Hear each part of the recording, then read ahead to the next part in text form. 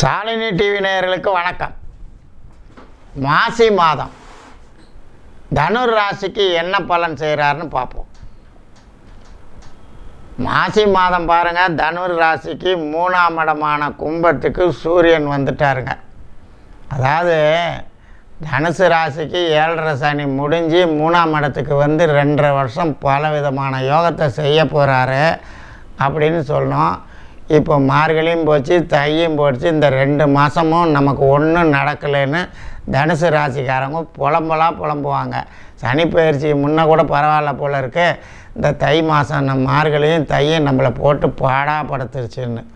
காரணம்னா நமக்கு வந்து தனுசுக்கு 2ஆம் இடத்துல வந்திருந்தார் சூரியன். கொஞ்சம் சூடாக பேசிட்டோம்.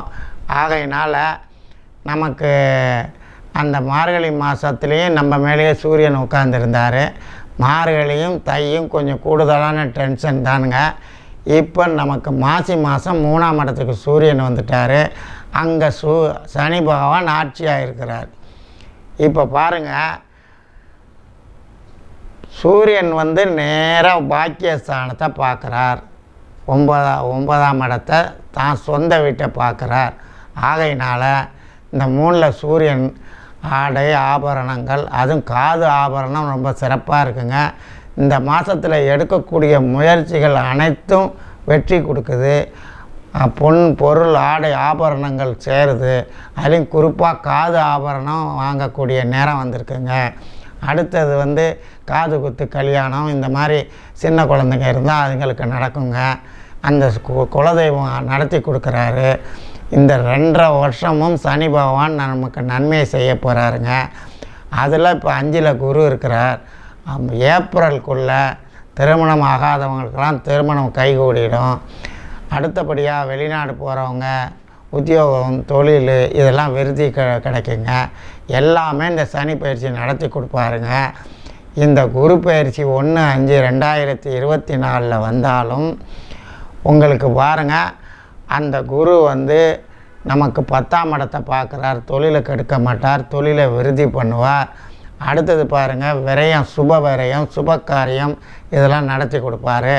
அடுத்தது பணப்பற்றாக்குறையே வராதுங்க.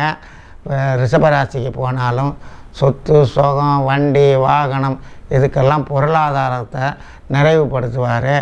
2ஆம் இடத்தை குரு பார்க்கறதுனால. ஆக இந்த 30 நாளுக்கு அப்புறமும் நமக்கு யோகம்தான் செய்ய போகிறாரு.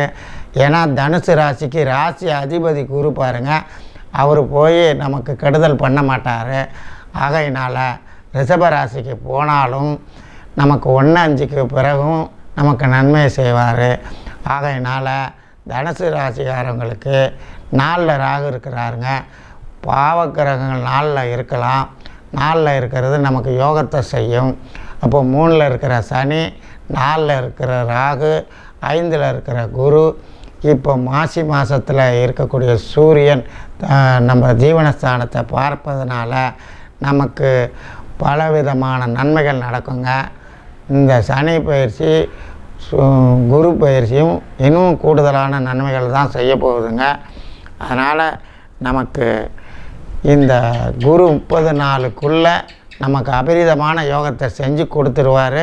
வாழ்க்கைக்கு வேணுங்கிற வசதிகள், அதாவது முதல்ல படிப்பு, அடுத்தது பாருங்கள் உத்தியோகம், திருமணம், சொத்து, வாகனம் இதெல்லாம் கிடைக்கக்கூடிய முக்கியமான ஐட்டங்களில் சனி பயிற்சி வந்தால் நடக்குங்க.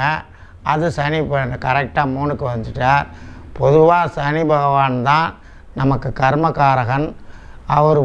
அவர் போய் நமக்கு 3ஆம் இடத்துல இருக்கிறார். 3ஆம் இடத்துல இருந்து பாக்கியஸ்தானத்தை கொடுக்குறார். ஆக இந்த 3ல் ஆட்சி பெற்றிருக்கிறாரு. இப்போ வந்து இந்த தனுசு ராசிக்கு பூர்வ புண்ணிய ஸ்தானாதிபதியான செவ்வாயும் நல்ல உச்சத்தில் இருக்கிறாருங்க. கொஞ்சம் கூடுதலான பேச்சு வரும், கொஞ்சம் நாவடக்கமாக பேசுங்க. ஏன்னா பூர்வ புண்ணிய ஸ்தானாதிபதி செவ்வாய் போய் உச்சம் பெற்றிருக்கிறதுனால வாக்கில் இருக்கிறாரு. அங்கேயே வாக்கில் சுக்கிரன் இருக்கிறாரு. வாக்கு ஸ்தானத்தில் புதனும் இருக்கிறாரு.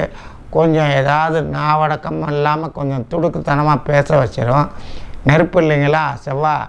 ஆகையினால கொஞ்சம் நாவடக்கமாக பேசி காரியம் நல்ல நடக்க போகிற நேரத்தில் ஏதாவது நம்ம கெடுத்துக்கிற மாதிரி பேசிடக்கூடாதுங்க. நாவடக்கமாக இருங்க.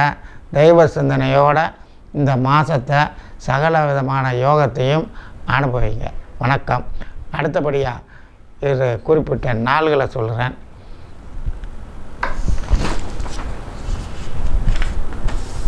16, 17, 18 மகிழ்ச்சியான நாளுங்க.